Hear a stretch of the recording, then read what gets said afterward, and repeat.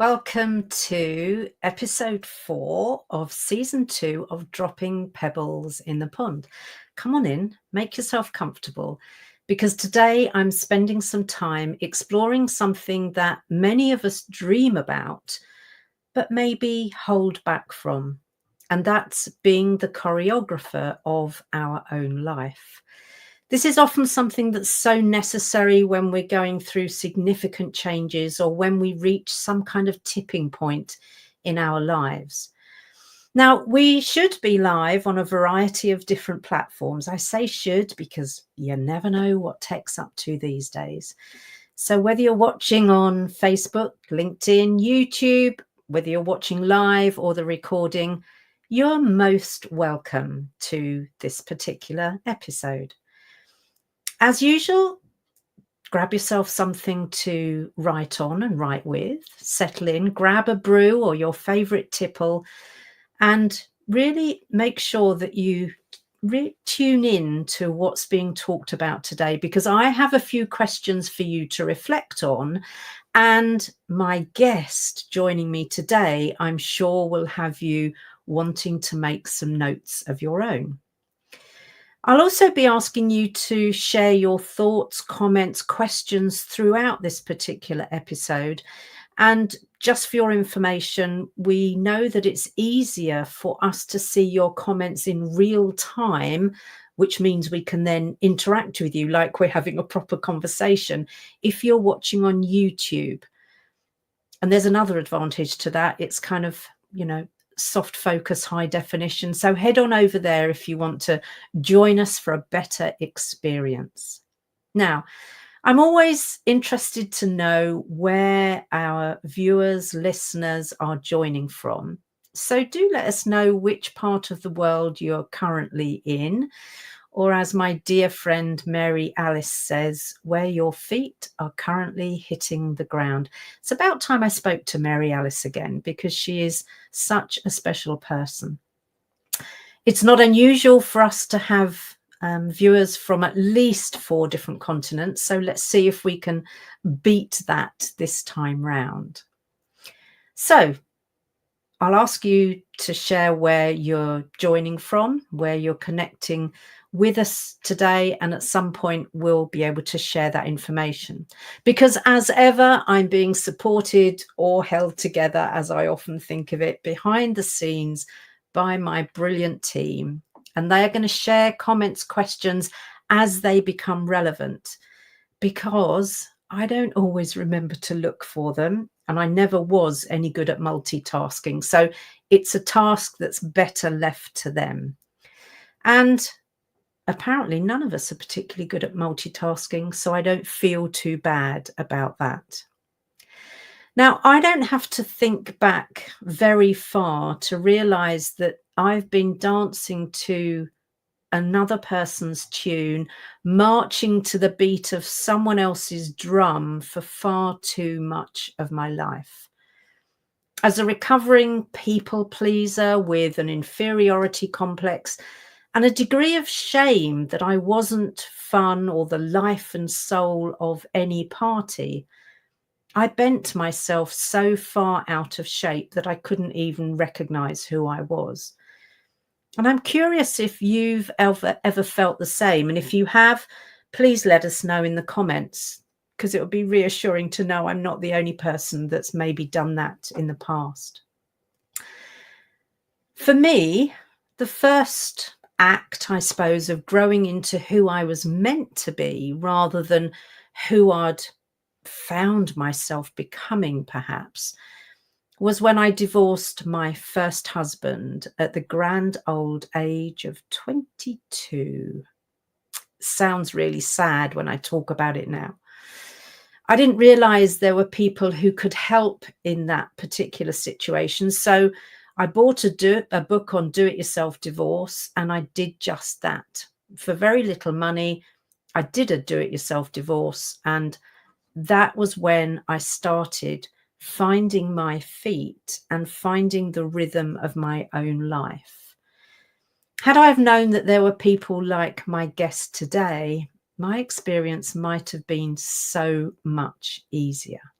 So I'm thrilled to welcome my guest tonight, Bhavna Radia, who is the divorce queen and herself a flourishing introvert.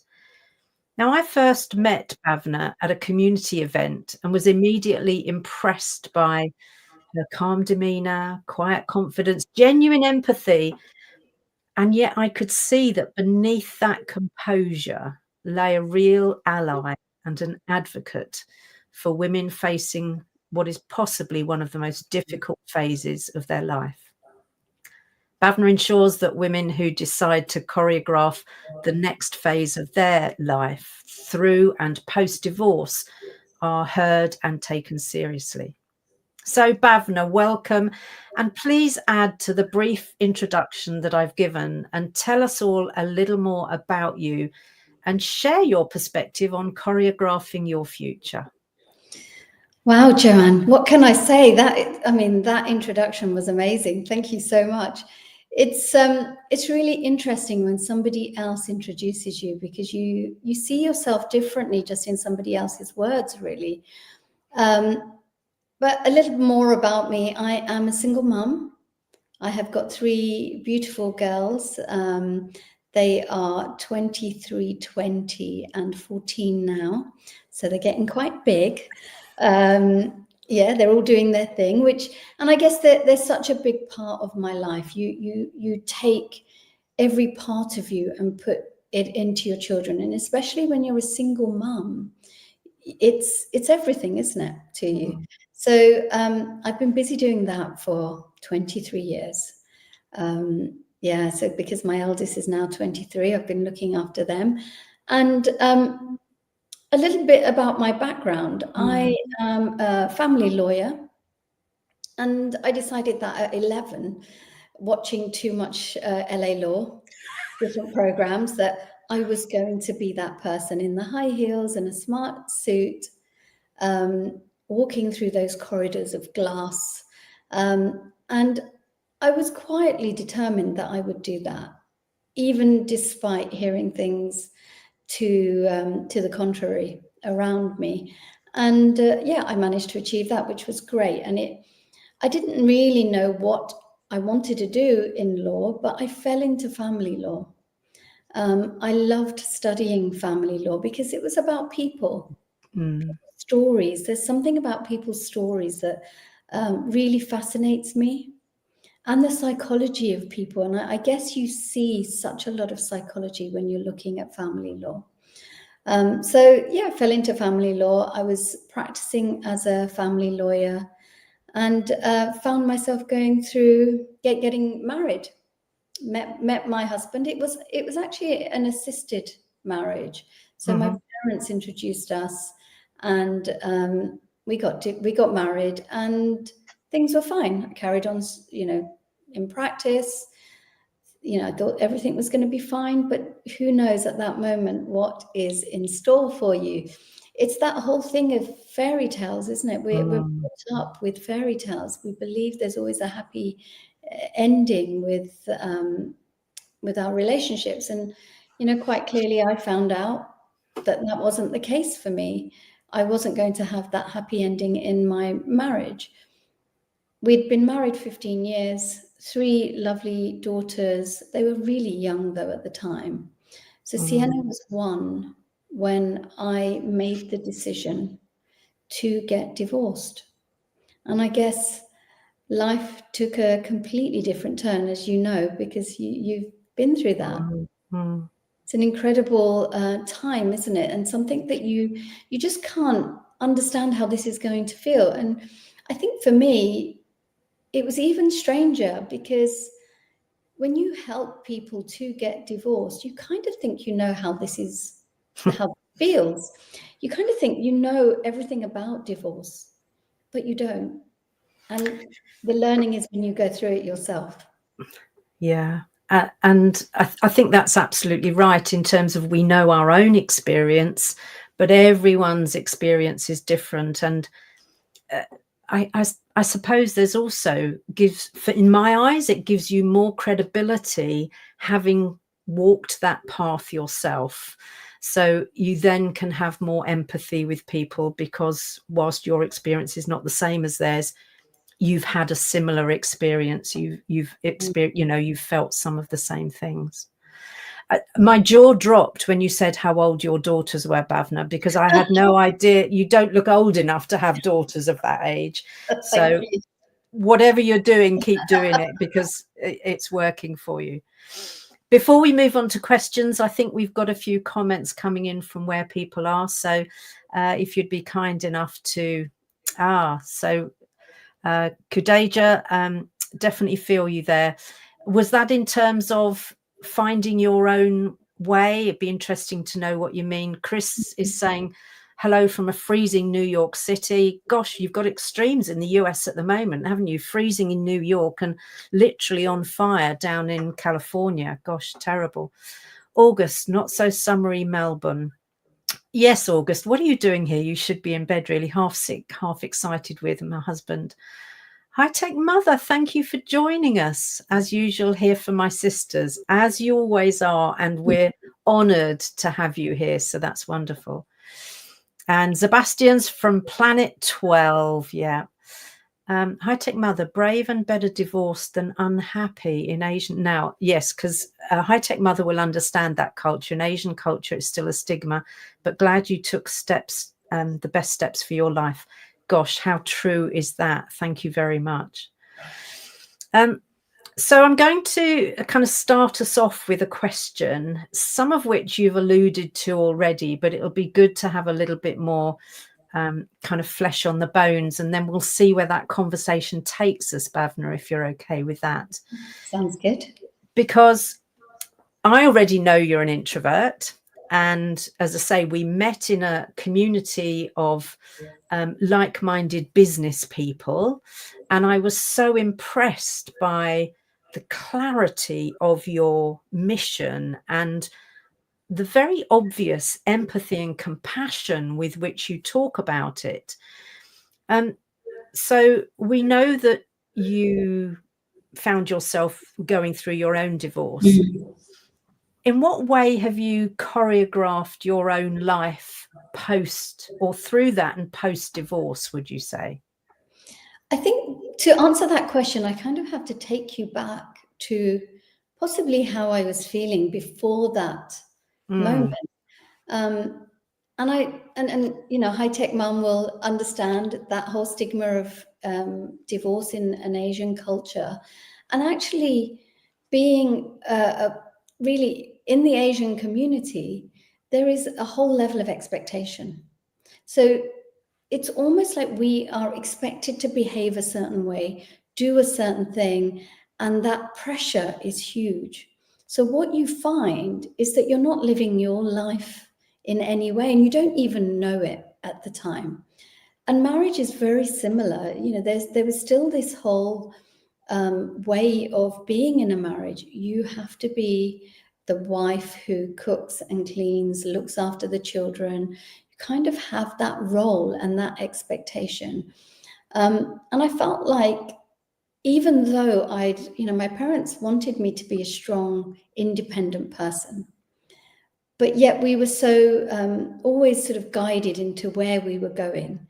There wasn't always that sort of independence to choose. And even in the marriage, I felt like I lost that sort of side of me, my identity, who I was. I really didn't know who I would be as a person. And so I guess understanding that I came from a place where if someone said to me, what film would you like to watch? I would say, whatever you want to watch is fine. Or what would you like to eat? I don't mind, whatever would you like to eat? And I ended up being this person that just didn't know my own mind. And then when you said, Joanna, about the people pleaser, that is a characteristic that I really have. And I've seen it from childhood. And now when I look back, I can see where it started and how it continued. And even in the marriage, I was a people pleaser. I did things to make my ex-husband happy, to make my children happy, to make my mother-in-law happy, to make my parents, extended family. And our extended family together was huge. Mm. And so you are squashed by this pressure, really, and you have lost yourself in every way. And I knew the marriage was struggling for many, many years, but I just couldn't take that step. It was such a hard thing to do. And most people will find, coming out of a 15-year relationship when you've got 3 children, a really tough thing to do.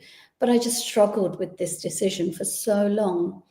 Until I got to that point where I felt like I just didn't have a choice. And it's almost like sometimes, again, that choice is taken away from you, even though you're the one that sort of said, right, it's over. I said it without the strength of conviction behind it. I kind of knew that it was coming. And so I made that decision and I kept wavering. I just couldn't keep to it in my mind. What I chose to do was not to say anything out loud because I needed to kind of steady my mind first. Mm. And so I wouldn't tell my ex-husband I kept changing my mind. I was like, is this the right thing? Oh my God, I can't decide. Is it right for me? But I would say the right words to him so that he knew this was coming. And in my mind, I had to learn to reflect and become more self-aware and think about what would my life look like in a year's time if I stayed? What will it look like in 5 years if I stayed? And 10 years if I stayed? And what is the alternative if I didn't stay? And I had to really reflect on these things. And I did so much journaling, so much work on myself to try and figure out, where do I want to go? Who do I want to be? I've got 3 children who are really little, but they're looking up at me. And really, I'm a broken version of myself. Who am I to them? What's my identity to these 3 children? And what really made me take a step was that I'm looking at them and I'm thinking, one day they will ask me a similar question. One day they will come to me and possibly say, I've got this challenge. What shall I do, Mum? And am I going to really be able to look them in the eye and say, take the harder step? I know it's hard. I know that this is a challenge. I know you don't want to face it. I know that everything in your being says don't do it. But sometimes that hard step is the right step. And I guess making that decision was when it started for me. I had to start thinking about choreographing my own life, like being that person that took a little bit more control when really I'd lost all control. And I needed to get that back. And the kind of things that I had to really think about is, what am I going to do? Who am I going to be? What is my identity now as a person? And the first things that I started to put in place was some boundaries, which I didn't have boundaries. And as a people pleaser, it's really hard to have boundaries. I really struggle with that. But then that makes relationships, all your relationships around you, so difficult because you're upset because somebody's overstepped your boundaries, but you're never going to say anything. You'll always just behave how everyone else expects you to. So just starting to put a few boundaries in was the first thing really that I did. And then took some time out for this self-reflection. And being really intentional about the choices that I was making at this point. So I started thinking, well, who do I want to spend my time with? Yeah. Because I can really lose my energy. And when you're that person that needs to really hold on to your energy, you have to think about who you spend time with. Because there's so many people out there that would take my energy when I really needed it the most. Or I would be swayed by their opinions. And sometimes you just have to close down and try and hold on tight to what you are feeling and where you are going, and starting to try and get some focus in that. So those are the kind of things that I started putting into place. And really, what I found myself doing after a while, because my mental health was massively affected. Yeah. I went through such an emotional roller coaster with my mental health. And luckily for me, at that time, I couldn't afford therapy. I didn't really have anywhere to go to get help. And I went to see my GP, and my GP's surgery had this amazing person. He was part life coach, part counselor, part amazing man. And, at my lowest times, when I felt like I couldn't go any lower, there just wasn't anywhere else to go, he was there to give me the tools to rise. And he's still in my life now. He still keeps an eye on what I'm doing, how I'm getting on. And he reaches out and just says, I saw what you're up to, and I'm loving, where you are. And I'm so lucky, blessed and grateful that not only he was there, but my family and friends, came and supported me through this. There's so much richness in the story that you've told so far. And there were a couple of moments that really struck me, Bhavna. And one was that realizing you were at that fork in the road, and the ability to think about, if you carry on this path, what will your life be like in 3 years, 5 years, 10 years, etc. And the reality is, in a way, that's quite easy to see, because it's just playing out more of the same and possibly getting worse, but it's kind of predictable. You're right. The much harder thing to do is to quote Scott Peck, to take the road less traveled. Yeah. And actually to be able to start to reimagine what your life might be like, what it could be like, without any sense of certainty, actually, but having the courage to take that road, I think, was one of the things that really stood out for me.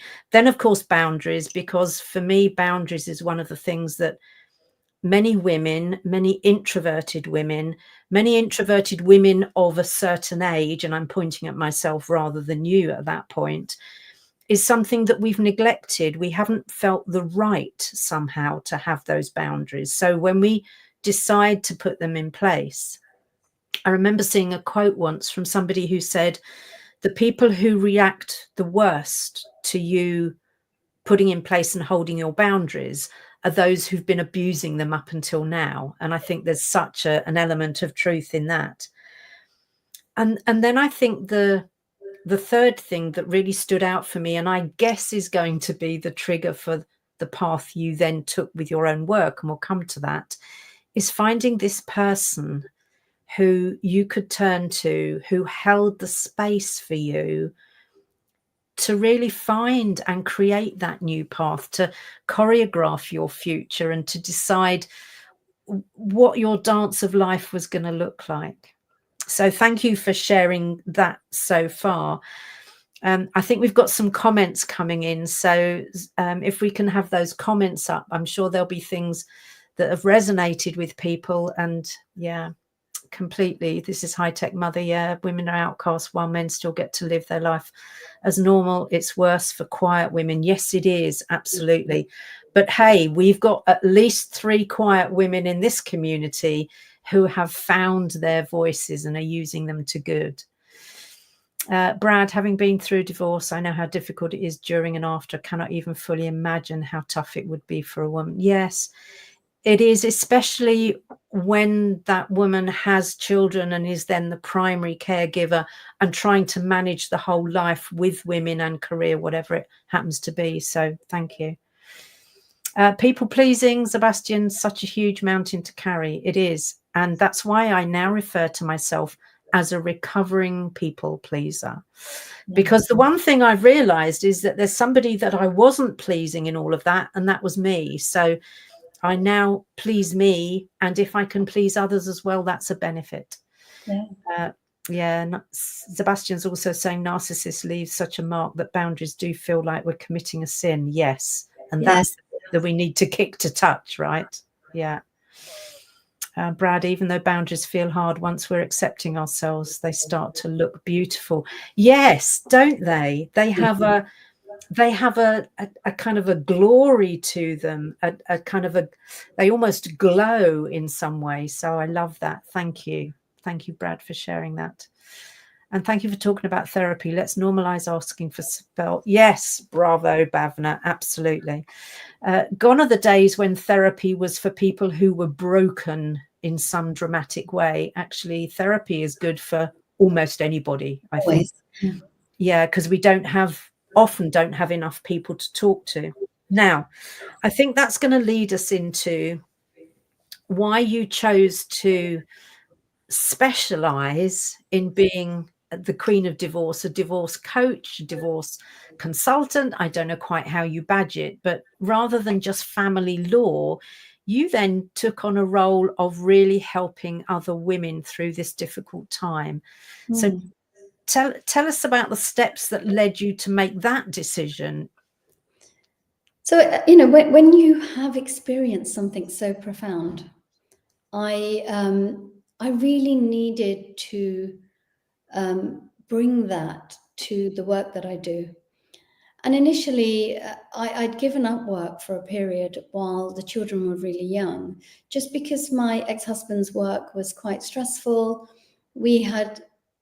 I had a lot of expectation on me around extended family, you know, making sure we were getting together with them, and there was always something happening. And what I found was that I needed to get back to work, because financially you cannot manage 3 children and a household unless you are working. So I went back into practice. I needed to get a mortgage, so it really helped me to buy my home and get back into a stable position. But when you go back into that career that you used to absolutely love, it just felt so empty. And I was still seeing women in my office that came with broken arms, black eyes, men that have been through domestic abuse. I still talk to people about child abduction, getting injunctions, all this stuff. So it is still very, very important work that you're doing. But you know, when you want to just move the table out of the way, you want to sit next to them, and you kind of want to, with your words, give them something to hold on to. Oh. Your words, the way you speak to somebody, the way you can empathize with them, can make such a big difference. I was talking to somebody today who found my details somewhere, and she gave me a call, and she said, I've got a solicitor, but my solicitor has no empathy. It feels so cold when I talk to her, and I'm crying, and she's telling me about a clinical legal process. Yeah, Brad, you know, we talk about women, but we have to also mention that men have the same emotions. They go through similar things. It's really important to understand it's not just women that feel this way and experience these things. And so, you know, for this woman, I just felt so bad for her. And she said, I want my solicitor to ring me and ask me how I am. And I had to explain to her that that isn't what solicitors will do. You need a therapist possibly for that. You might need a friend. But when you go to a solicitor, they are not there to really hold that space for you. They are there to give you that advice. And I guess there was a moment in, I was looking after a mother, and she was my client. And we were making arrangements for the child. They have one really young child. I think he was about 2. And the mother rang me one day and said, oh my God, he's picked up the child from nursery. That wasn't his day. He shouldn't have picked up the child. Has he abducted the child? And at this point, the question would be, has there been an abduction? He wasn't supposed to be there. The child is not there. We don't know where the child is. He's not with dad at home. So we didn't know where he was. And at that point, I could have said, okay, well, now this is a child abduction. It's a criminal offence. Let's call the police in. Let's go to court, get an injunction, do a port alert, brought all this drama. Whereas I said to her, why don't you pick up the phone? I know he's not answering, but he often goes to visit his mum. Why don't you ring his mum, find out if he's there? And why don't you ask him the question before we bring drama into your life? Because once we have started this, once you are in litigation, court proceedings, you've called the police, this little bit of hope that we've got that you guys, you're a different family, yes, but you're still a family. We don't want to break that. You've got a child together. So please just pick up the phone. Don't jump to conclusions. Find out. She rang his mum. He was there having tea, having lunch, and he was like, oh my God, did I pick up on the wrong day? Because we've been changing arrangements. Oh, I think I must have made it. Is it not my day? I thought it was my day. I arranged lunch with mum. And my boss was walking past and he said, I shouldn't have done that. He said to me, what you should have done was started those court proceedings, called the police in, because I only make money when you add this hostility into this situation. He could have earned £50,000, whereas actually 5 minutes of my time explaining to her that be different. We don't know. Change your energy, change your thought, reframe, and just not legal advice. And she was able to have a really lovely conversation with him and realize that she had jumped to something. Because when you're in this emotional state, it's almost like there's so much pain. Sometimes you can't see things correctly. And I decided at that moment that this family is not money to me. They are human beings. They're people. We need to do this differently. And I handed in my notice. I can't sleep at night if people became a bottom line to me like that. Yeah. Especially now, I've been through this and I've got little children of my own. So I'm now not working and I'm thinking, what can I do? I cannot work this way anymore. And so what I decided was that I would set up something on my own and I would find my way to something that would feel so right for me. And initially I tried different things. I work with couples to help them keep things amicable, to help them process everything together. And that has been absolutely amazing, to hold their hands together. When that hostility might come in, I'm able to diffuse it by showing them the other person's viewpoint, possibly, and really both of them understanding each other's viewpoint. So that was such a lovely thing to be able to do. And I managed to keep costs right down for people, but I take them on that journey from the moment they say we need help to finalizing everything. So that's been a really nice thing that I could do. And, the gratitude in all of this is I was able to bring up my children without having to work 60 hours in somebody else's office. I was at home. If somebody was sick, I was still at home. I could work from home. If the children were on holiday, they could be around me. As long as I had my private little office space, they're there. They were around me. And so as a single mom bringing up 3 girls pretty much with no help, my work not only gave me fulfillment, but actually gave me an opportunity to be completely present with my children, which, taking that decision has been absolutely amazing. And then since working with couples, I've set up a fixed fee program because for me, cost is a very important part of the fear that people have going into this. I would have been scared if I wasn't legally qualified. I would have been so fearful of how much this was going to cost me. But where obviously I knew how to do everything, I had the emotional turmoil. I had, the fear of what my life might look like, but I could do the work myself. And really bringing in that element of saying, don't worry, I've got you. This is a fixed fee. You ask me as many questions as you need to. You just be there. Don't have a question that doesn't get answered. Like, completely know that I am there with you. And so I set up this service that could maybe take somebody from the moment they say, I've made the decision, to that end goal of, for me, it's that vision for their new life, not getting your decree absolute or your final, because that isn't where the chapter ends. That's not the end. That's purely the beginning of this beautiful space that you could find yourself in. And through the work that I've done is I bring in psychology a lot.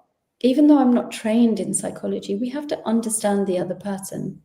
We have to understand their triggers, your triggers, bring in that self-awareness for them, because sometimes if you don't have that, you can't understand how you got to this place and how you can move into a different realm. And especially if you're parents, you are going to have to spend that time together. So the work that I do now is in a group. I help women get divorced in this community space. They have resources, they've got each other, I guide them, support them. And I think what's really important, and especially in Joanna, in your community, is that we have to take small steps. Divorce is this massive, huge thing, and people feel so overwhelmed. But if you could break it down to them, and I was talking to one of my clients just this week, and she's overwhelmed, she's crying, and I don't know how this is all going to work. I can't deal with this. I've never dealt with the finances. I don't understand anything. That's pretty much the people that come to me. And I say, you don't need to worry. I'll give you 3 steps to take. Just take those steps. And the steps are as small as ring your bank and make sure there's no overdraft on that account, because it's a joint account. We don't want there to be issues, whatever it is. So I've asked her to do 3 small things. And when she's done those things, to drop me a message as she's doing them. So she doesn't have to remember. Once she's done it and she's told me she's let go. And then she looks to me, what are my next steps? So then I'll give her 3 more steps, and she'll say, but what about this? And I say, I'll bring it all together for you. You don't need to worry about that big picture, because everything I ask you to do is almost taking you along the road like this to that place, so that you don't feel overwhelmed. And if you don't understand your finances, don't worry, because I will talk you through it. If you don't understand what a mortgage is, don't worry, I'll talk you through it. And even when we are looking at proposals, I really do take them deep into their situation, because it's not just a divorce. This is actually the beginning of their whole financial, sometimes education, and making sure that when they move into that next chapter, they're fully informed, but we've planned for it financially. So really delving deep into, yes, you want to do this. This is your priority. You've told me it is. We could possibly make it happen, but I need you to make sure it's the right thing. Make sure it's affordable. Make sure you're not going to get into trouble anywhere along the way, getting into debt because you can't afford something. There's nothing worse than that. And when you do that for somebody, they feel held, because you have covered every part of even their expenses. We go through every element of it, and I'll say, that looks like you've missed something there. Please add in some contingency. Please add in something for house maintenance.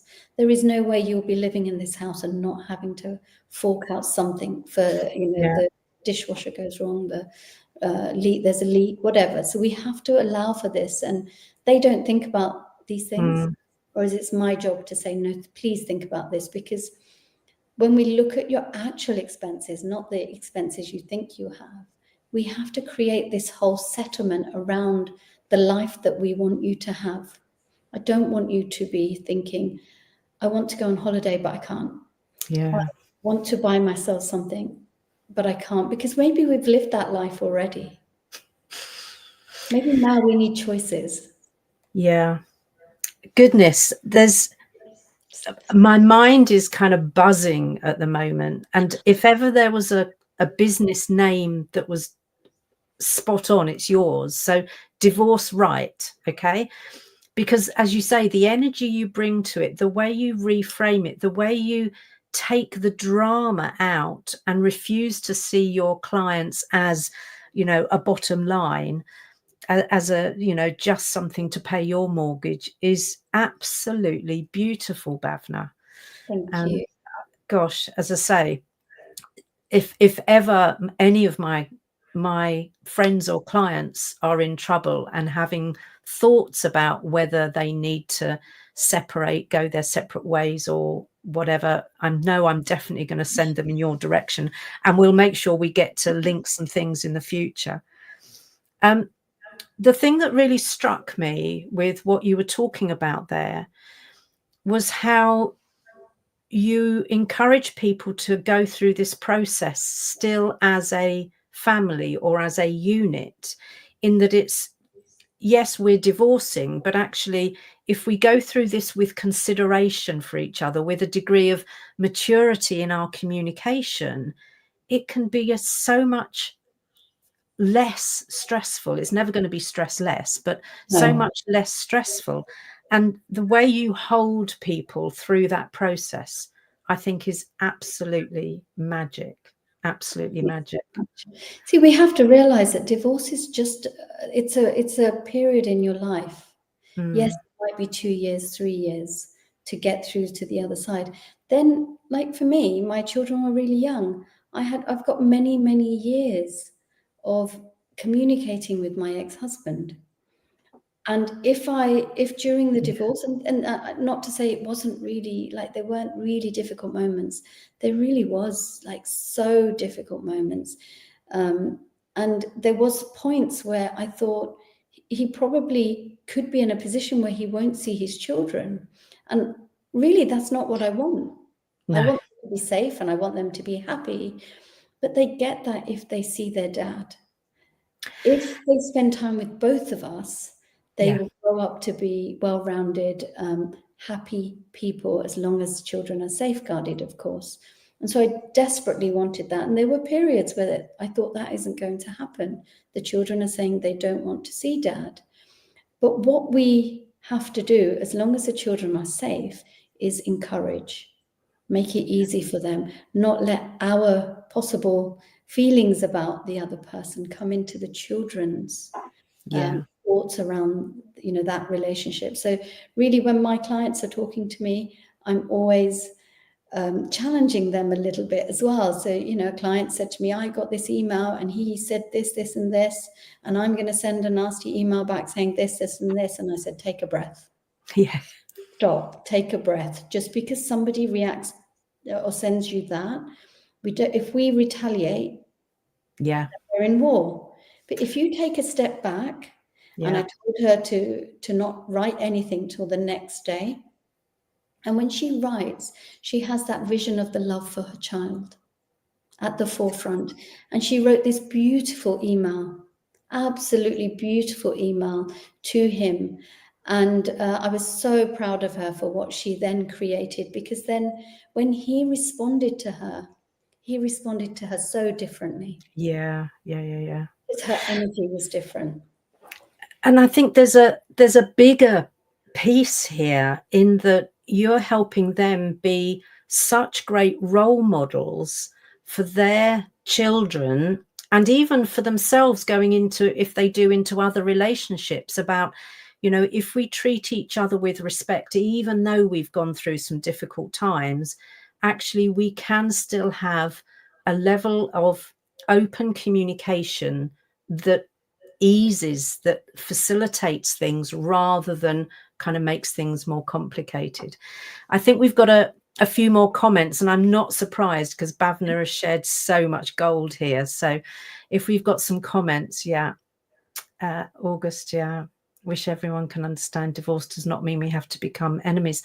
No, exactly right. And that's really stood out for me, August, as well. So thank you for sharing that. So thoughtful, Chris is saying, and I hope every professional can be like you, Bhavna. Yeah, gosh, I wish too, but I know this one is special, right? This woman is really special.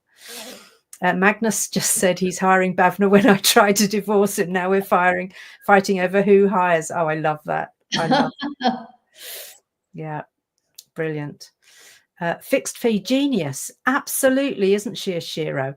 Because one of the things that, I mean, not in my case, I know, because I bought a book on do it yourself and did it. I think it was £35 at the time, but then I'm going back a very long time. But especially when you're working with solicitors or lawyers who only see you as a source of income, you know, every letter is charged, every phone call is charged, every minute of their time, or 3 minutes, depending on, you know, their kind of charging times. But, you know, everything is about money. So I agree, fixed fee, genius. How did you get that idea, Bhavna? Where did that come from? I think, I mean, firstly, it's because what I thought would happen is that if we charge on time, which I did start off doing, people will be so worried about the money that they won't come to you when they need it. Right. I don't want anyone to feel that they can't approach me, they can't ask for help, they can't come and just talk to me about, I'm feeling overwhelmed today. That's not legal, but they won't do that if you're going to charge them. But when someone comes to me and says, I'm feeling overwhelmed, I say, okay, tell me exactly what you're feeling. What's coming up for you? What words, what thoughts? And then from there, I always think we can take them to a bit more clarity. Okay, great. You've told me what it is that's coming up. Let me see how I can break this into something smaller, because I can talk you around it. I can break this into, okay, you know, that I understand that is really difficult what you're trying to do. Why don't we just do it in stages so that you don't feel overwhelmed, or so that you're not feeling so emotional? Sometimes it's something as for some people it doesn't feel like it should be a fear, like looking at a spreadsheet. If you give somebody a spreadsheet, some people would be like, brilliant, I love it that you're organizing me. Some people cannot open that document. Okay, Yeah. great. You told me that every time you look at that file, you feel absolute dread. That's okay. Write it on the back of a cigarette packet. Probably not a cigarette packet these days, but you know what I mean. Just find a piece of paper, write it, and take a photograph.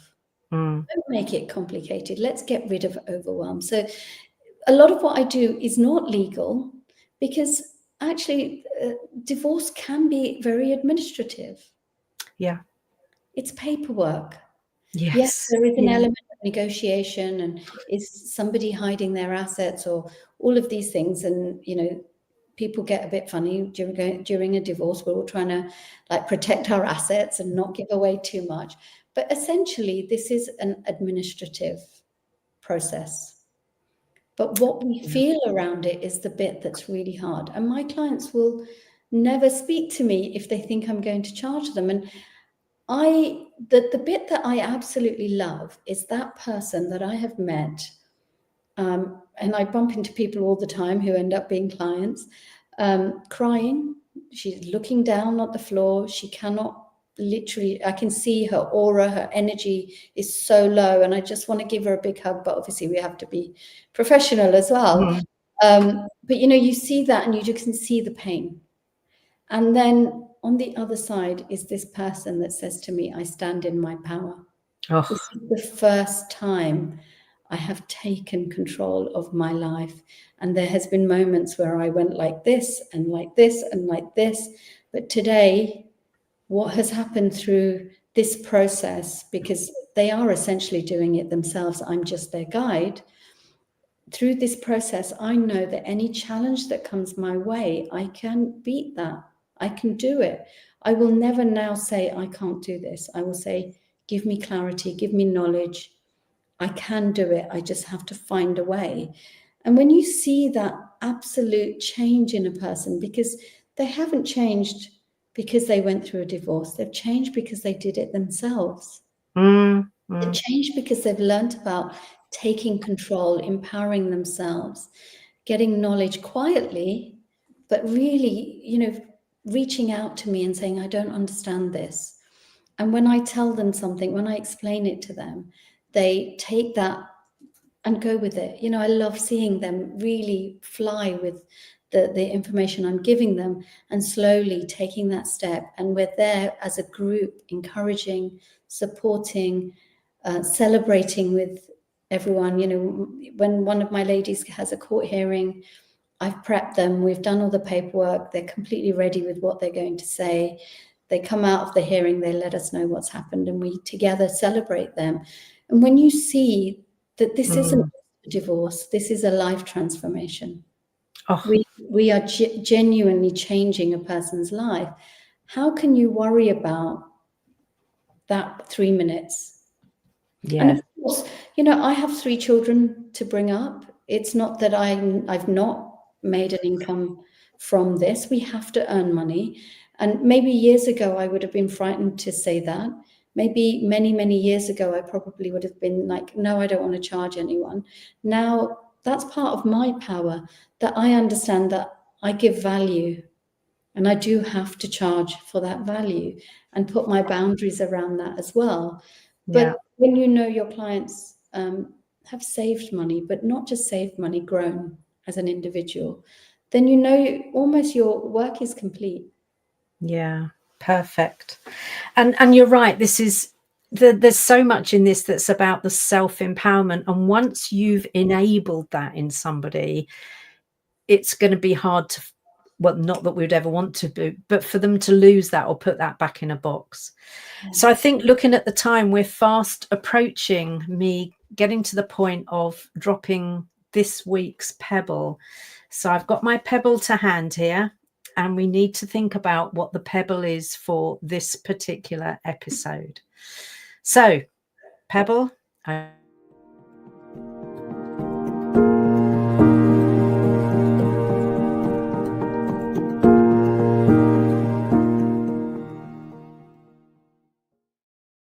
from my perspective, as I drop this particular pebble in the pond, it's about recognizing that in most of our lives, there's going to come a time when the only way to enjoy the dance that is this life is to choreograph your own steps, to decide the rhythm and therefore what the accompanying music is going to be. And then we need to put our dancing shoes on, get out there and dance. Now, the steps you're choreographing ultimately may be for your own dance, but there's actually a dance that we're choreographing with someone else initially. And depending on kind of how long that relationship lasts beyond divorce, it may be that that person is always in your life, and there is always a time when you're going to come together and dance together before you again carry on your own way. So that's my particular pebble. And Bhavna, I would love to hear your perspective on that too. I love that, Joanna. That sounded so lovely. And you have such a nice way of putting things, I have to say. I think for me, it's understanding that things will happen. Life is never going to be as smooth as we would want, or there won't ever be challenges. But when these challenges come, it's really seeing it as an opportunity to reclaim your power, to really see the blessings in the life that we have. I think when we can live a life of gratitude, live a life of blessing, we can see challenges differently. But each of these things that come into our lives, it's an opportunity to rewrite, find another dance, to have a slightly different journey, but also to grow as an individual. It's every time I hit a challenge, I feel like it's an opportunity to grow into my strength and grow into my identity even more. So for me, that pebble is for people to understand that these things will happen, but actually they are your power. You will stand in your power. Brilliant.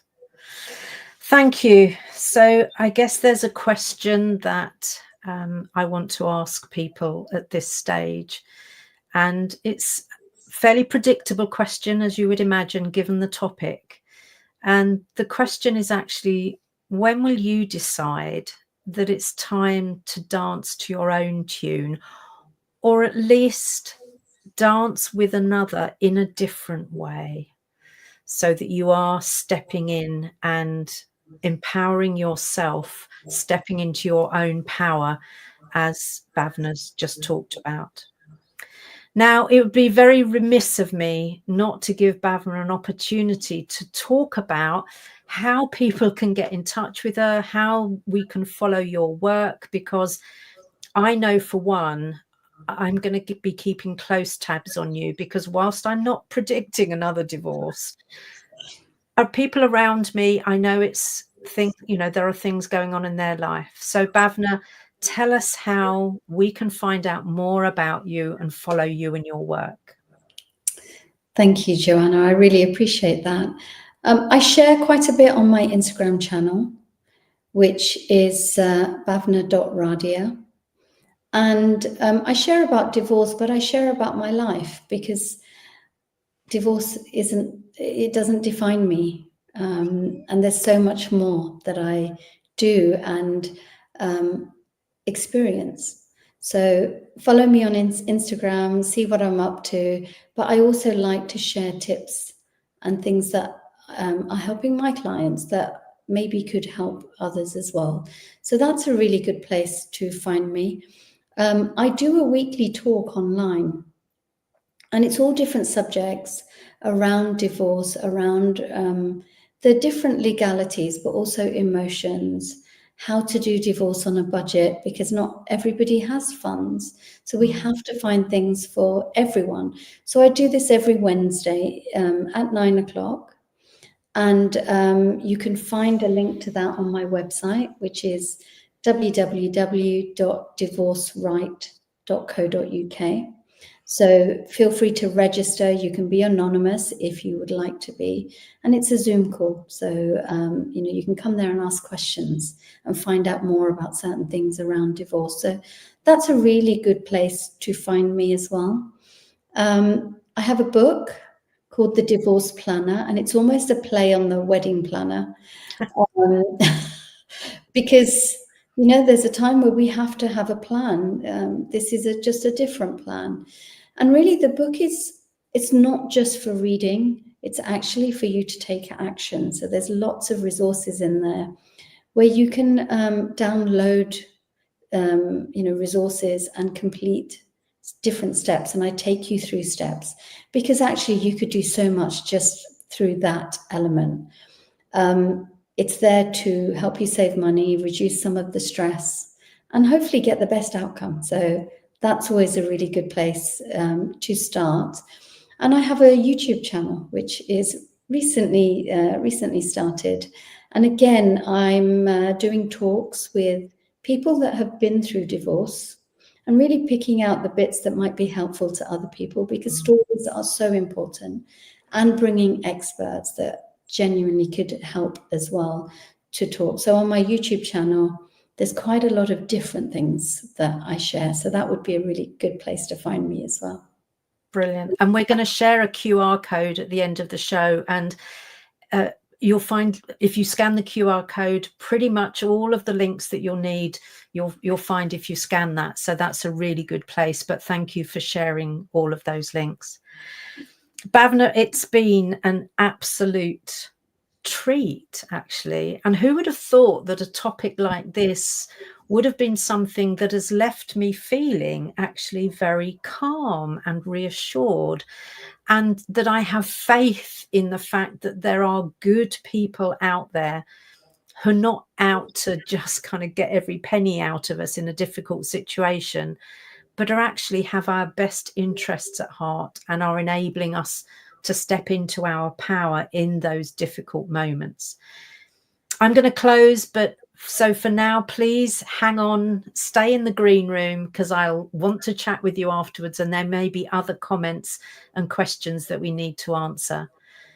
But for now, thank you for joining us on this episode of Dropping Pebbles in the Pond, about choreographing your own life, deciding what your dance of life is going to look like.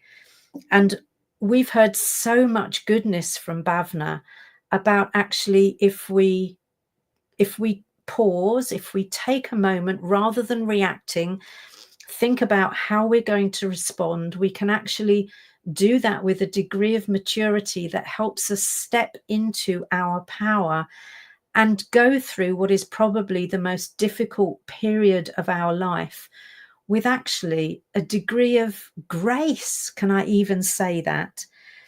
And of course, the impact that that's going to have on the other family members, maybe on your divorcing partner or even on your children, is actually something that is really going to leave them with a positive idea of, even when things go wrong between two humans who previously loved themselves, loved each other, I should say, it's not the end of the world. We can still move forward actually with real dignity.